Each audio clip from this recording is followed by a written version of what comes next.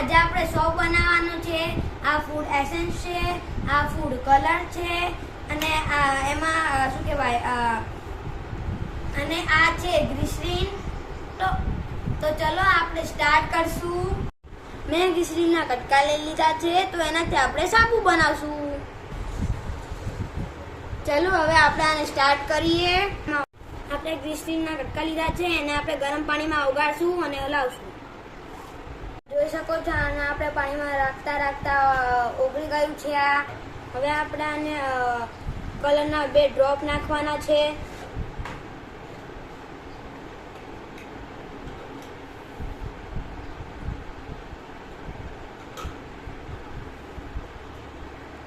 ચાર ડ્રોપ નાખ। હવે આપણે આની અંદર 4 ડ્રોપ એસેન્સ નાખશું।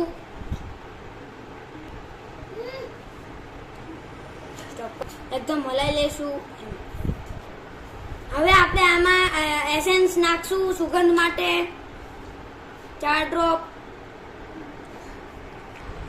આ સ્પૂનનો ઉપયોગ કરીને મોલ્ડની અંદર આપણે ફ્રીઝરની અંદર રાખશું। આપણે શેપ આપવા માટે મોલ્ડની અંદર આપણે નાખી દેશું।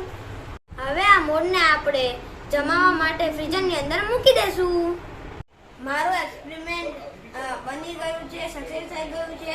તો તમે મારા બધા એક્સપેરિમેન્ટ જોવા માટે રેડી રહેજો, સબસ્ક્રાઇબ કરજો, શેર કરજો।